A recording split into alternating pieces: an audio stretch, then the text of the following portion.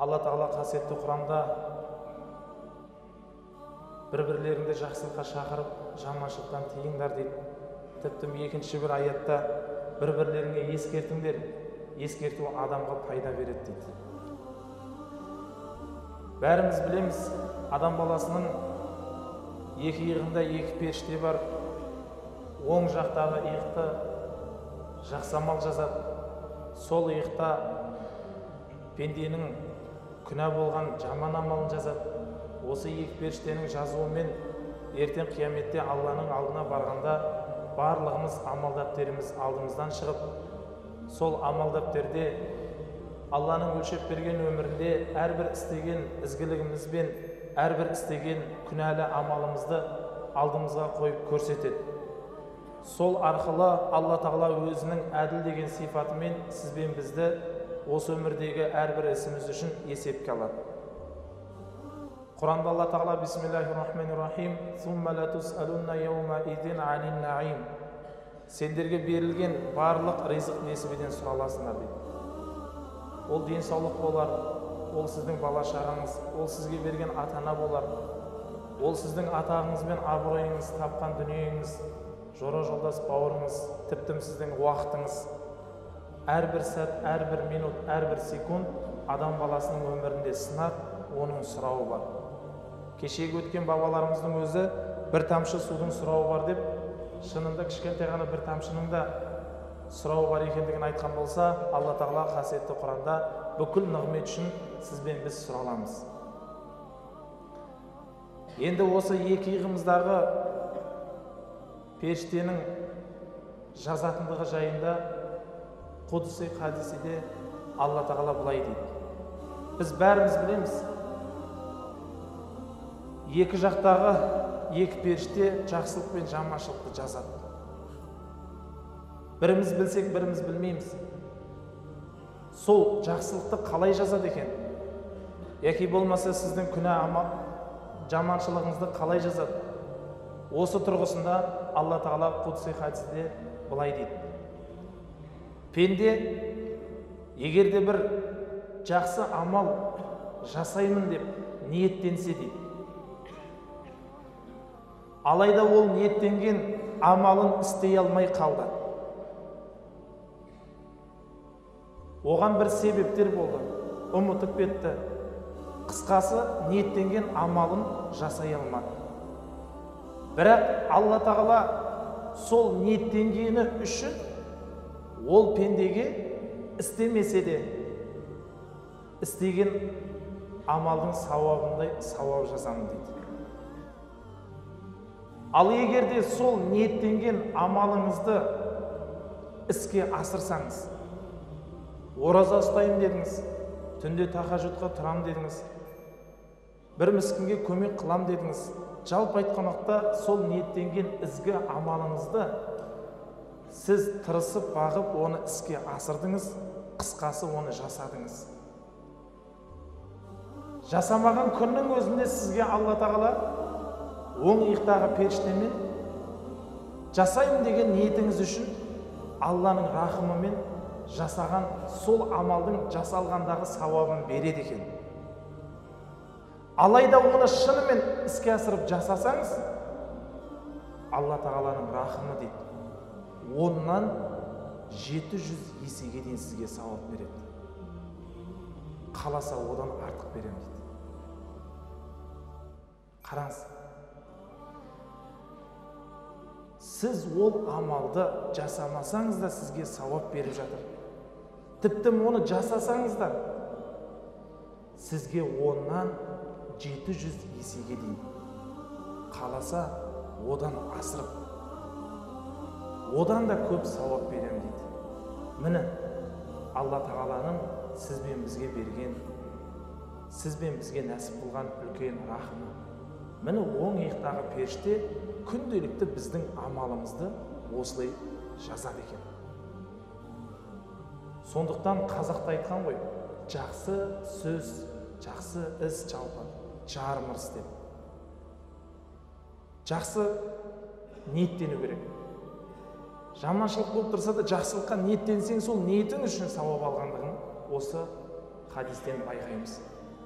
Ал енді сол иықтағы пенденің күнә амалын жазатын жайында хадистің жалғасында былай дейді: егерде пенде бір күнә амалды жасаймын деп ниеттенсе, сол ниетін іске асыра алмаса, сол күнә амалын жасай алмаса, оған бір жақсылық жазылады дейді. Сауап жазылады. Жасамаған үшін. Ал егерде сол күнәні іске асырса, сол күнәні жасаса, Алла тағала оған бір күнәнің жазасындай күнә жазады екен. Қараңыз. Күнә жасалса, сол күнәде жазылады. Ал Алла тағала сізбен бізге рахымы, сауап амалды жасасаңыз, оннан 700 есеге дейін сізбен біздің амалымызды арттырады. Қаласа одан да артық береді екен. Міне осы бір хадисті шынында сізбен біз оқыған болармыз, бәлки оқымаған болармыз, естіген болармыз, естімеген болармыз. Десек те бұл хадис, құрмет жамағат, Алла тағаланың рахым деген сипатын дәлелдеп тұр. Қала берді сізбен бізге берген үлкен ұлы нығметі. Біз бұл хадисті оқығаннан кейін жақсы амалды істей алмасақ та, оны ниеттенудің өзіне бізді шақырып жатыр. Ал ол амалыңызды іске асырсаңыз, еселеген сауап бар екендігін ескертіп жатыр. Каф сүресінде келеді. Сонда Алла тағала айтады: қиямет күні сол пенденің амал дәптері адамның алдына қойылады дейді. Сол амал дәптерін оқыған пенде ішіндегі әрбір күнәні оқып жатып, сонда ол күнәлардың адам көргені бар, көрмегені бар, естігені бар, білгені бар, білмегені бар, барлығы түгелдей жазылған екен әлгі амал дәптерінде. Сонда пенде сол күнәсінің бүгін шүгесінеден еш нәрсе қалмай, барлығы тізбектеліп жазылған әлгі амал дәптерін оқыған пенде, күнәһар пенде дейді, қатты өкінеді екен. Тіптім әлгі аятта айтады: бұл қандай кітап? Бұл неткен кітап? Мынандай күнәні ешкім көрмеп еді, мына күнәні ешкім білген жоқ еді. Бірақ мына кітап қандай кітап? Мына кітап мені ұстап берді ғой. Енді мен құрыдым ғой деп әлгі амал дәптерін оқығанда пенде қатты өкінеді екен. Тіптім қатты қайғырады екен. Не үшін? Өйткені оның бүкіл амалы әлгі кітапта жазылған. Ертең қияметте сол кітабымызды бәріміздің алдымызға қояды. Қойған сәтте әрбір істеген амалымызбен есеп береміз.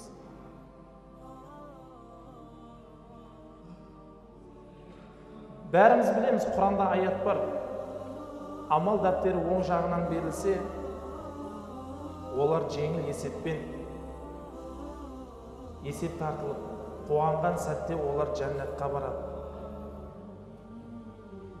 Сонда амал дәптері оң жағынан берілсе, оларға жеңіл есеп болады дейді.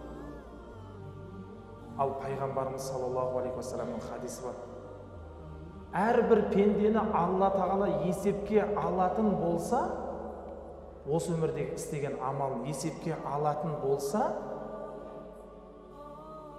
күнәңді, сенің жасаған жақсылығыңды, жаман амалыңды, қысқасы иығымыздағы екі періштенің еш нәрсені қалдырмай жазған амал дәптермен есептесетін болса, ешбір пенде аман қалмайды дейді. ешбір пенде аман қалмайды. Сен қанша тақуа болып құлшылық жасасаң да. Сонда сахабалар айтады: "Я Расулалла, амал дәптері оң жағынан беріліп, жеңіл есеппен жәннатқа кіреді деген қалай?" дегенде, сонда пайғамбар саллаллаху алейхи вассалам айтқан: "Алла тағаланың рахымымен адам есебінен жеңіл болады" деген. Алла тағаланың рахымымен адамдар не істейді? Сондай бір күнәларды кешіріп жібереді. Бәлки сондай бір жақсы амалды есеп етіп жібереді. Ал 100-100 сіздің жақсылығыңыз бен жаманшылығыңызды таразыға тартатын болса, онда еш қайсымыз істеген амалымызбен жәннатқа кіре алмаймыз. Біз қанша құлшылық жасасақ та, Құдайдың сіз бен бізге берген нығметіне лайықты түрде құлшылығымызбен қайтара алмаймыз. Әсте мүмкін емес. Бұған тағы бір дәлел, пайғамбарымыз саллаллаху алейхи вассалам бір күні сахабалармен отырғанда не дейді? Ешбір адам өзінің істеген ізгі амалымен жәннатқа кіре алмайды дейді. Қараңыз, біз бәріміз тырысып жатырмыз ғой, әйтеуір. Тахажжуды бар, оразасы бар, зекеті бар, қажылығы бар. Тағысын тағы ізгі амал жасасақ, соның еселеген сауабымен жәннатқа кірсек дейміз. Сонда хадисте не деді? Ешбір адам жәннатқа кіре алмайсыңдар, ешқайсысын істеген амалдарымен дейді. Сонда сахабалар таңғалып: "Я Расулалла, сіз де жәннатқа кіре алмайсыз ба?" дейді. Пайғамбар саллаллаху алейхи вассалам өзіне айтып тұр: "Я Расулалла, сіз де жәннатқа кіре алмайсыз ба?" дейді. Пайғамбар саллаллаху алейхи вассалам қандай адам еді? Бір күні пайғамбар саллаллаху алейхи вассаламның қандай адам екендігі жайында білу үшін бір-екі сахаба келіп Айша анамыздан сұрайды: "Пайғамбар саллаллаху алейхи вассалам қандай адам?" дейді. "Ол қандай құлшылықтар жасайды?" Сонда Айша анамыз айтады: "Сендер Құранды оқымап па едіңдер?" дейді. "Оқыдық." "Оқысаң, сол пайғамбар саллаллаху алейхи вассалам тірі Құран деген екен." Қараңызшы, тірі Құран деген екен. Тірі Құранның бейнесінде болған пайғамбар саллаллаху алейхи вассаламның өзі де не деді? "Мен де жәннатқа кіре алмаймын" деді. Қараңыздар, мен де жәннатқа кіре алмаймын, егер де Алла тағаланың маған деген рахымы мен мейірімі болмаса деді.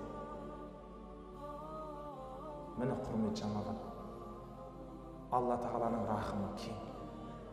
Алла тағала мейірімді. Алла тағала мейірімді екен, Алла тағала рахымды екен деп даңдайсып, күнәмізді кешіреді ғой. Сіз бен біз ойлағандай зат емес. Алланың рахымын сезіну үшін тақуалық керек. Тақуалықсыз ол ұлы құдірет иесінің рахымын сезіну әсте мүмкін емес. Сондықтан құрметті жамағат, қандай да болмасын ізгі амал жасасақ, ол амалымыздың арғы жағында жаратушы Алланың рахымынан үміт етіп тілеуіміз керек. Тіпті күнделікті оқып жатқан намазымыз болар, жасап жатқан ізгі амалымыз болар. Дұғамыздың бір сөзінде мына бір сөз қалмау керек. Қарасаңызшы, ерекше мейірімді, рахымды, бисмиллахир-рахманир-рахим. Ерекше мейірімді, рахымды Алланың атымен бастаймын дейді.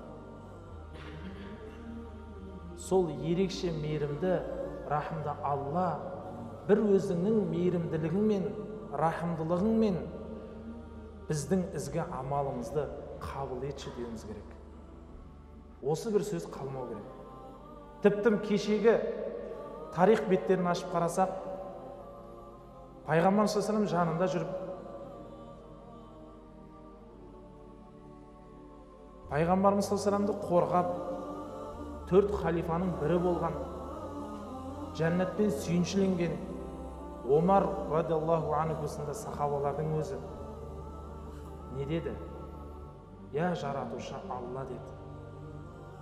Я жаратушы Алла деді. Ең болмағанда менің сенің разылығың үшін оқыған 2 рәкағат намазымды қабыл етші деген. Қараңыз. Ол кісілер қандай тақуа адам еді. Десе де ол кісілер не істеді? Алланың рахымынан ең болмағанда 2 рәкағат намазымның өзін қабыл етші дейді. Алла тағаланың рахымы түссе бір пәсте. Білесіздер ғой, хадисте келеді. Шөлдеп тұрған итке құдықтан су берген адамның жәннатпен сүйіншіленгені. Осында бір кісілердің сөзі бар. Расында Алла тағала мейірімді ғой, рахымды ғой, кешіреді ғой деп Алланың мейіріміне көп үміт артады. Алайда құлшылық жасамайды. Алла тағала қасиетті Құранда айтады: егерде пендемнің мен үшін жасаған құлшылығы болмаса дейді, Құдайдың бұйырғын орындамаса, Алла тағаланың өзі айтады: онда мен ол пендені не үшін бағалайын дейді. Не үшін бағалайды? Оған денсаулық берді. Оған ерді ер, әйелді әйел қып келбет берді. Оған бала-шаға, атақ, абырой, атана, тағысын тағы. Құранда айтады ғой, Алланың нығметін санасаң, оның түбіне тауысып жете алмайсың дейді. Сондай нығметтің барлығын берген жаратушы Аллаға лайықты түрде құлшылық жасай алмаймыз десек те, Алланың осыншама ұлы нығмет иесі екендігін мойындауымыздың өзі ұлы бір құлшылық. Кешегі лағнеті шайтанның қуылғаны осында, тәкаппарлық. Адамға сәжде қыл дегенде, ол топырақтан, мен оттан жаратылдым деді. Осы күндері ғалымдардың өзі айтады: адам баласының Алла тағаланың бұйырған құлшылығын намазында, оразасында, қажылықсында құлшылықтарды орындамауы, әсіресе 5 уақыт намаз. Оның ар жағында тәкаппарлық тұр дейді. Неге? Ол адамға өйтіп айтсаң, ол адам түсінбейді. Жоқ, мен астағфирулла, мен тәкаппар емесмін. Ол тәкаппар дегенді қалай түсінеді? Даңдайсып, көкіректеніп, байлығымен, атағымен, абыройымен деп түсінеді. Жоқ. Сені жоқтан барғып жаратқан, саған таңның атысынан күннің батысына дейін нығмет беріп атқан жаратушы Алланы Алла деп танымасаң, оған 24 сағат берген Алла, соның ішінде 1 сағатын арнай алмасаң, тәкаппарлық болмай немене? Осы күндер уақыт жоқ дейді кейбір кісілер. Уақыт жоқ, жұмыстан қол тимейді. Біле білсеңіздер, Алла тағала қасиетті Құранда сіздер мен біздерді тек қана өзіне құлшылық қылулар үшін жаратқан. Болды. Тек қана өзіне. Сондықтан Алла тағаланың Құранда бұйырылған қандай амал болмасын, ол құлшылыққа жатады. Сіздің тауып атқан ақшаңызды біз де тауып жатырмыз, бала-шаға бағып жатырмыз, ол да құлшылық. Бірақ әрбір жеке басты пенденің қияметте өзі үшін сұралатын исламның 5 парызы бар: калима, намаз, ораза, зекет, қажылық. Осы сында амалдарды біз міндетті түрде сұраламыз. Тіптен сол сұралатын амалдың ішінде қияметте ең бірінші сұралатын амал ол намаз деп береді. Сондықтан да Алла тағала баршамыздың 5 уақыт намазымызды қаза етпей түгел оқитын, қала берді ата, ана, ағайын, туыс бауырларымыздың да 5 уақыт намаз оқитын пенделерден болуды нәсіп етсін.